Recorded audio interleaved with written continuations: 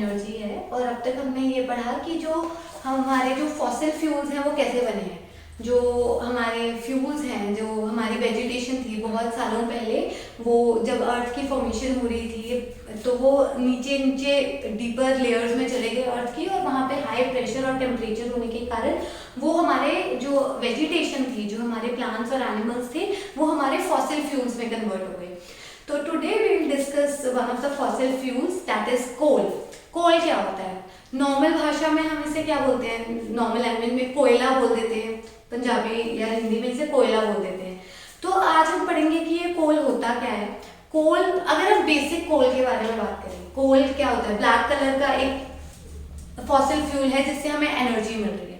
आज हम पढ़ेंगे कोल बनता कैसे है, कोल की फॉर्मेशन कैसे हुई थी, इसके डिफरेंट टाइप्स क्या हैं और इसके यूजेस क्या हैं हमारी लाइफ में।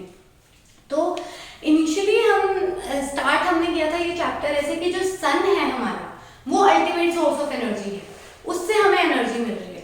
और अब हम बोल रहे हैं कि ये जो कोल है ये एक सोर्स ऑफ एनर्जी है। तो ये कैसे पॉसिबल है कि हम तो कह रहे हैं अल्टीमेट सोर्स ऑफ एनर्जी तो हमारे पास सन है, but now we are taking energy from coal. Is there any connection between them? Yes.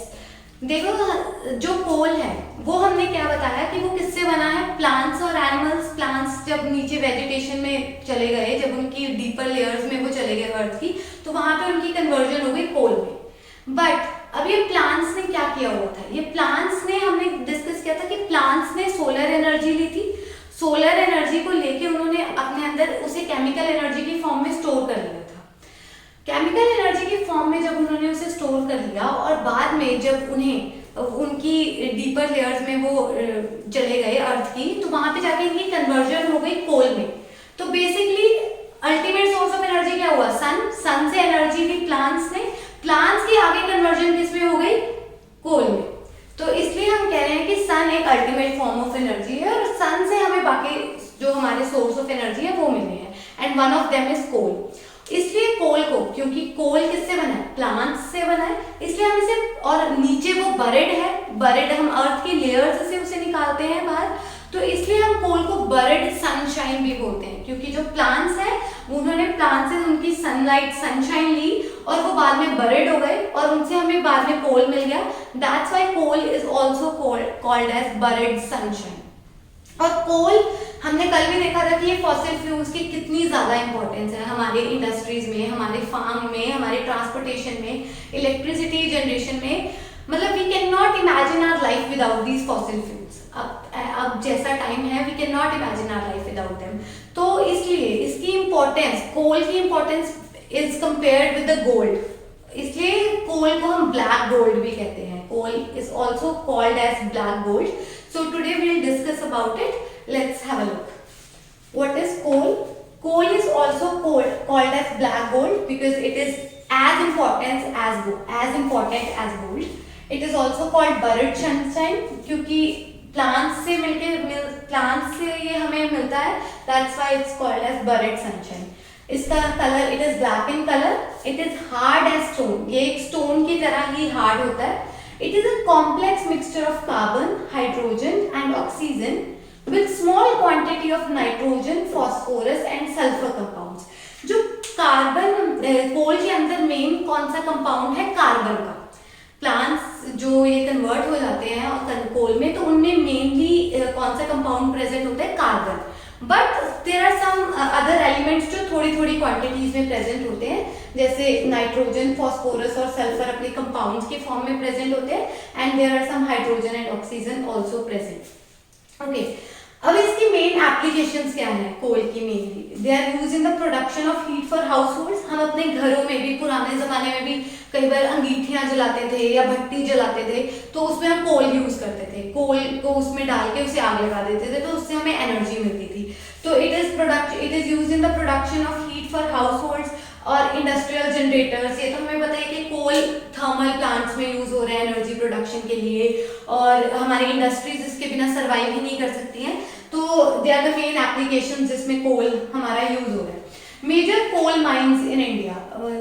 Coal mines कहाँ पर है? माइंस होता है वो एरिया या वो जगह जहां से हम कोल को निकाल रहे हैं, डीपर इन द अर्थ जहां से हम कोल को निकाल रहे हैं, that is called as coal mines.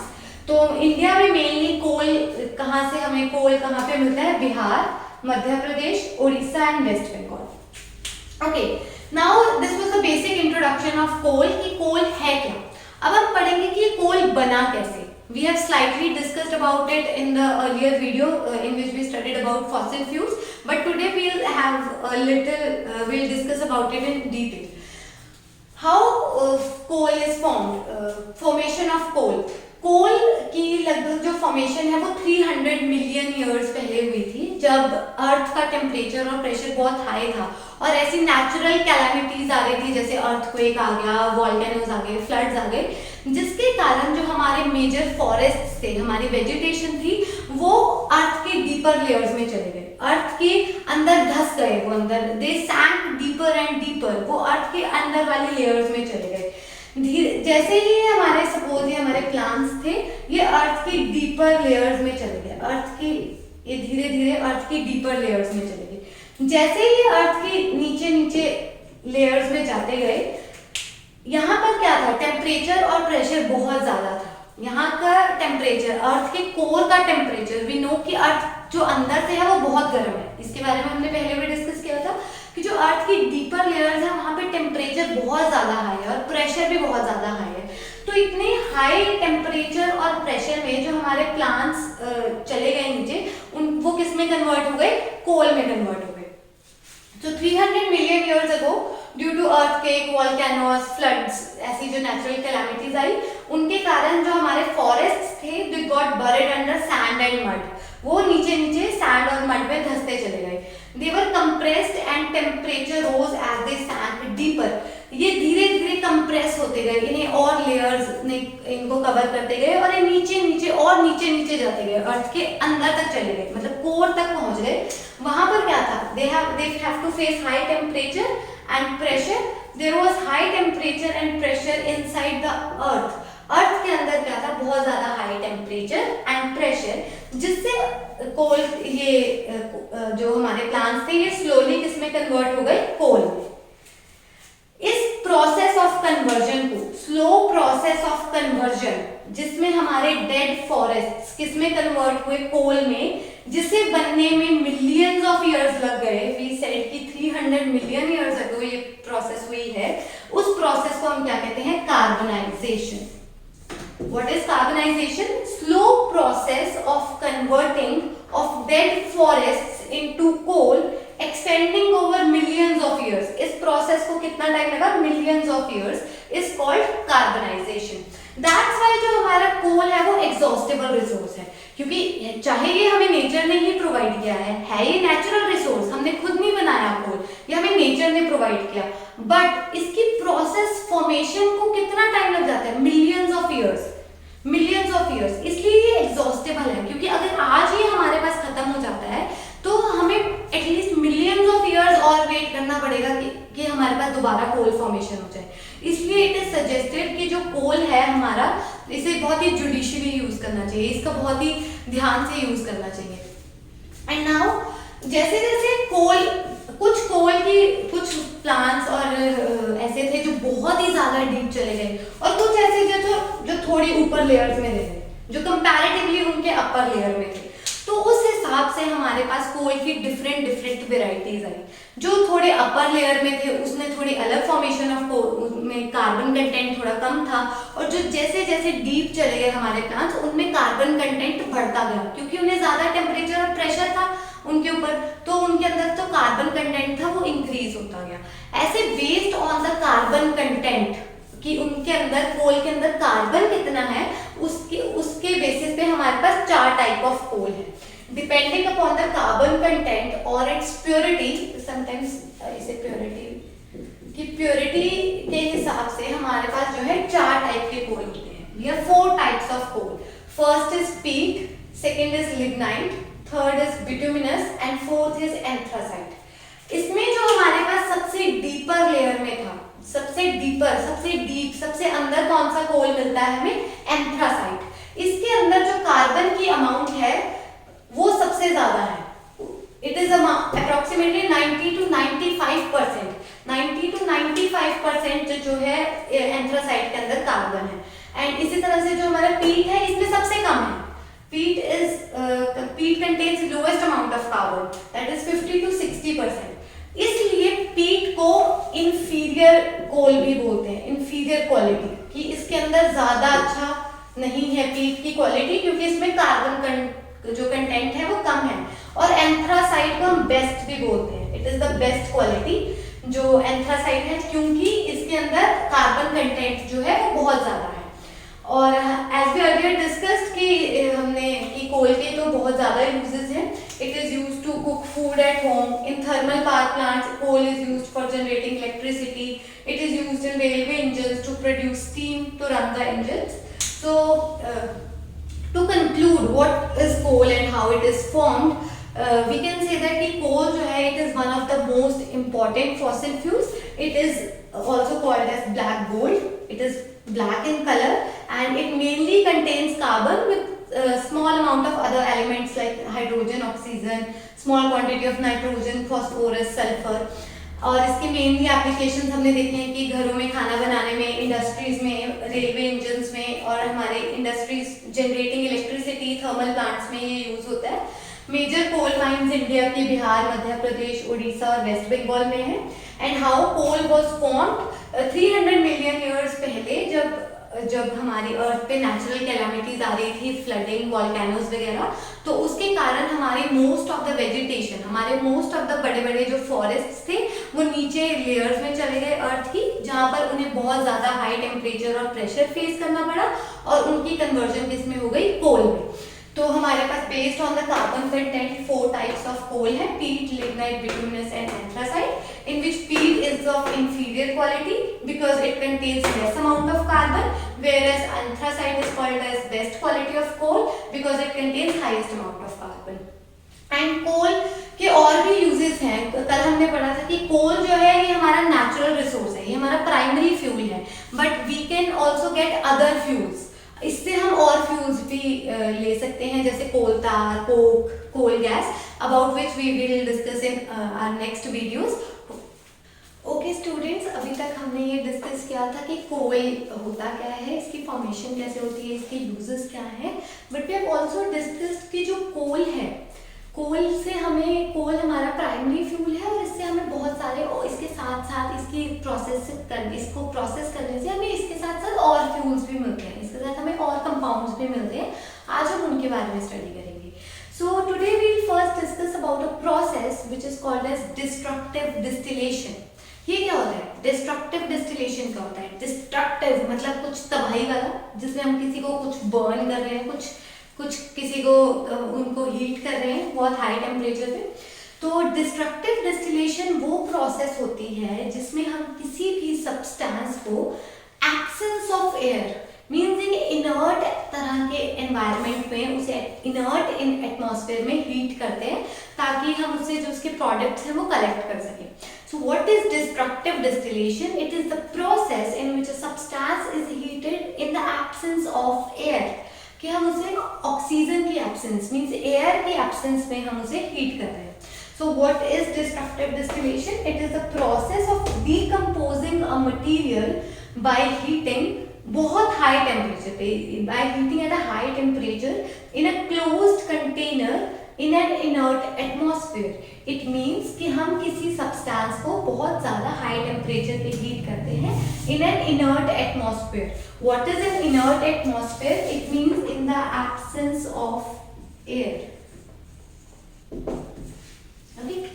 So what is destructive distillation of coal? अब कोल की heating of coal in absence of air, जब हम कोल को एक पूरे, उनका एक एपरेटर सेटअप होता है जिसमें हम कोल को हीट करते हैं in the absence of air, that process is known as destructive distillation of coal. Okay, first you can see the setup here. Here I'll explain about the setup a bit. It is our test tube, जो हमारी parent test tube है। इसका मतलब है कि इसके अंदर हमारा मेन सब्सटेंस है, हमारा मटेरियल है, इसके अंदर हम क्या रखते हैं, कोल को, और इसे हम एक बर्नर से हीट करते हैं। बर्नर किसके ऊपर पड़ा है, एक स्टैंड के ऊपर। इस टेस्ट ट्यूब को फिट करने के लिए यहाँ पर हमने इसको फिट करने के लिए यहाँ स्टैंड लगा रखा है, और अब यहाँ पे इसे हीट करेंगे तो इससे जो भी कंपाउंड्स आगे रिलीज होंगे उन्हें कलेक्ट करने के लिए हमने एक और टेस्ट ट्यूब लगाई हुई है जिसे फिट कर रखा है एक स्टैंड के साथ। और एक और टेस्ट ट्यूब है कि इन केस जो भी आगे फर्दर उससे कंपाउंड्स रिलीज हो रहे हैं वो हम कैसे उनसे कलेक्ट कर सकते हैं। So let's have a look at this. What is destructive distillation of coal? Destructive distillation of coal में हम कोल को हीट करते हैं in the absence of air। जब हम इसे हीट करते हैं, जब हम उसे अपने एक टेस्ट ट्यूब में डाल के हीट करते हैं तो हमारे पास डिफरेंट तरह के प्रोडक्ट्स ऑब्टेन होते हैं। उनमें से जो पहला प्रोडक्ट है दैट इज कोल tar, जो हमने दूसरी टेस्ट ट्यूब में वाटर डाल के रखा हुआ है उसमें कलेक्ट कर रहे हैं। दूसरी टेस्ट ट्यूब में हमारे पास प्रेजेंट है वाटर, जिसमें हमने जब कोल को हीट किया तो एक प्रोडक्ट निकला कोल tar। कोल tar बहुत ही विस्कस, बहुत ही गाढ़ा तरह का लिक्विड होता है जो हैवी होता है, इसलिए ये सेटल डाउन हो जाता है नीचे, इसलिए you can see here it settled down here. So the first product that we obtain by the destructive distillation of coal is coal tar. Next हम देखते हैं कि एक कोल गैस है, जो गैस है as it is a gas, तो ये escape हो जाती है, इसे ये बाहर निकल जाती है और इसे हम आगे फर्दर कलेक्ट कर सकते हैं। ये इसकी आगे कलेक्शन होती है, but as it is a gas and we have a pipe here, as we have a glass tube here, जिससे ये एस्केप हो जाती है, ये बाहर एस्केप निकल जाती है। तो एंड थर्ड जो हमारे पास बचता है हमारी पेरेंट टेस्ट ट्यूब में, यहाँ पर पहले हमने क्या रखा हुआ था कोल को जैसे जैसे हीट किया उससे डिफरेंट प्रोडक्ट्स निकलते गए। तो यहाँ पे जो एक सब्सटेंस ब्लैक कलर का रह जाता है उसे हम कहते हैं Coke, powdered Coke. It is almost the pure form of carbon, इसके अंदर प्योर फॉर्म ऑफ कार्बन और pure form of Coke, you can say that कि प्योर फॉर्म ऑफ कोल कि जो हमारे पास कार्बन है it is absolute carbon, you can say that कि इसमें 90% 99% जो है इसमें कार्बन ही प्रेजेंट है, तो ये बहुत अच्छा कार्बन सोर्स है। तो और जो हमारे यहाँ वाटर प्रेजेंट था, कोल tar हैवी था इसलिए वो नीचे सेटल डाउन हो गया, वाटर में हमारे एक और सब्सटेंस डिसॉल्व हो जाता है एमोनिया फॉर्म्स एमोनिकल लिकर, वाटर में डिसॉल्व होके ये एक मिक्सचर बना देता है जिसे हम बोलते हैं एमोनिकल liquor. So these are the products that we obtain by the destructive distillation of coal. We will study about them later on in detail, but here have a look on the whole setup and let us revise. What is destructive distillation? It is a process in which we heat a material in the absence of air. And what is destructive distillation of coal? Means heating of coal in the absence of air. When we heat the coal in absence of air, we get different products. One of the product is coal tar. As coal tar is a viscous liquid, it settles down at the bottom of the tube. And the next is coal gas. As it is a gas, it escapes. And third is powdered coke. Coke is almost the pure form of coal that we get in the parent test tube. And next is what in the dissolved form we get ammonical liquor. So these are the different products that we obtain, and they have multiple uses and different properties about which we study later.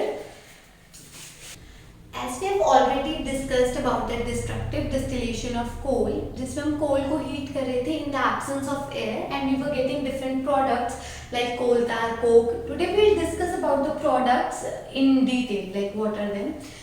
First was coke. Coke को हमने पहले बताया था कि pure carbon compound है जो कोल को heat करने से हमें मिल रहा है। It is a high carbon product, इसके अंदर जो कार्बन कंटेंट है, कार्बन की अमाउंट है वो बहुत ज्यादा हाई है। It is almost the pure form of carbon, जो हमें प्योर फॉर्म ऑफ कार्बन ये है कोक। तो इसके यूजेस क्या है? अगर ये इतनी प्योर फॉर्म ऑफ कार्बन है तो इंस्टेड ऑफ कोल की जगह कई बार हम इसे यूज करते हैं हमारे घरों में एज अ फ्यूल, ताकि इससे जो स्मोक है वो कम प्रोड्यूस होती है। Preferred over coal because it produces very little smoke, क्योंकि ये अपने साथ स्मोक को बहुत कम प्रोड्यूस करता है। In fact it is also use in the manufacturing of steel and iron also. ये आयरन और स्टील के मैन्युफैक्चरिंग में भी हमारे काम आता है। So it was about coke. Next is coal tar. कोल तार को हमने पढ़ा था कि ये होता तो कोक की तरह ब्लैक कलर में ही है, but it is a liquid, it is a viscous liquid, बहुत ही गाढ़ा लिक्विड है जो हैवी होने के कारण नीचे सेटल हो जाता है। सो कोल तार is a highly viscous liquid, और इसकी जो स्मेल है वो बहुत ज्यादा पंजेंट और बहुत ज्यादा अनप्लेजेंट है, बहुत ही गंदी स्मेल आती है इसके अंदर से। It has extremely unpleasant smell. Sometimes you might have notice कि जब हमारे रोड्स वगैरह बन रहे होते हैं तो उसके ऊपर एक ब्लैक कलर का सब्सटेंस वो डालते हैं रोड्स बनाने में, तो हम कहते हैं कि रोड्स बनाते वक्त भी एक बहुत ही गंदी सी एक अनप्लेजेंट सी स्मेल आती है। वो बेसिकली रोड्स बनाने में यूज करते हैं कोल तार को, तो वो कोल तार की स्मेल बहुत ही ज्यादा अनप्लेजेंट होती है। It is a highly viscous liquid, it has extremely unpleasant smell. But it has many uses, like it is used in the manufacturing of paints, perfumes, dyes, drugs. तो कई बार हमने नोटिस किया कि paint का भी जब हम डब्बा खोलते हैं तो उसमें से बहुत ही एक एक्सट्रीम अनप्लेजेंट स्मेल आती है, दैट इज ऑफ कोल तार. It is also used in the production of insecticides and pesticides. इसके कॉमन एग्जाम्पल है नेफ्थलीन बॉल्स. ये नॉर्मली हमने अपने घरों में देखी है, व्हाइट कलर की होती है नेफ्थलीन बॉल्स, तो उसकी प्रोडक्शन में भी हमारे कोल तार यूज होता है. It is also an ingredient of anti dandruff and lice repelling shampoos. जो हमारे शैम्पूज हैं जो एंटी डैंड्रफ जिनके हम एड्स देखते हैं, तो उनकी प्रोडक्शन में भी कोल तार यूज होता है.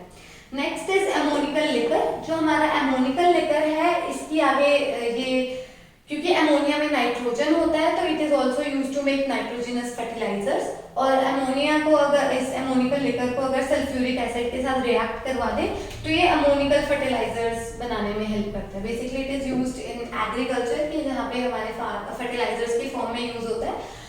Next is coal gas. Coal gas का जो मेन कॉम्पोनेंट होता है वो होता है methane. It is also carbon, hydrocarbon होता है, कार्बन और हाइड्रोजन से मिलकर बनता है CH4. तो ये होता है हमारा, इसका जो मेन कंपोनेंट है वो कोल गैस का, दैट इज मीथेन. इसकी कैलोरीफिक वैल्यू बहुत ज्यादा होती है. It has a high calorific value, means इसका थोड़ा सा ही मतलब थोड़ी सी अमाउंट हीट करने पे हमें ज्यादा अमाउंट ऑफ एनर्जी मिलती है. So it is used as a fuel for domestic and industrial purposes. In fact अगर कोल गैस कई बार अगर ये प्रॉपरली हैंडल हम इसे ना करें तो ये एयर के कांटेक्ट में आके explosives, it can cause some harm to us, कि ये एक्सप्लोजन कर सकती है, कहीं आग वगैरह लग सकती है. So it is advisable to handle it properly. So there are some products and their uses of coal. So we can now see कि जो कोल है उसके कितने मल्टीपल यूजेस हैं. वो अपनी रॉ फॉर्म, नेचुरल फॉर्म में तो हमारे काम आ ही रहा है, प्लस जो उससे डिराइव जो हमें कंपाउंड्स मिल रहे हैं वो भी कितने ज्यादा यूजफुल है हमारे लिए. So all in all carbon जो ये कोल है हमारा, ये रिच सोर्स ऑफ कार्बन है और इसके मल्टीपल यूजेस हैं. That's why it is suggested कि जो हम कोल को है बहुत ही जुडिशियली यूज करें, so that we can have the availability of coal for a longer period of time, ताकि हमारे पास बहुत ज़्यादा समय तक रहे. क्योंकि एज वी हैव सीन कि इसको बनने में ही मिलियन ईयर्स लग जाते हैं. It takes about 300 to 400 million years ago कि हमारे पास बना था, और इसकी प्रोसेस इतनी ज़्यादा लंबी है. तो that's why it is suggested कि हम जो ये कोल है इसको बहुत ही जुडिशियली यूज़ करें, बहुत ही प्रॉपरली यूज़ करें. So here with this we have completed the topic coal. So what did we study in coal? What is coal? How it is formed? इसकी formation कैसे होती है? इसके uses क्या होते हैं? इससे हम जब इसे हम in the absence of air means इसकी जब हम destructive distillation करते हैं तो हमें क्या क्या compounds मिलते हैं, और उन products की हमने थोड़े वो होते क्या हैं, ये हाई जैसे कोक, कोल तार, ammonical liquor and coal gas, they are the products और इनके different uses हैं. So with this topic we have completed the topic of coal.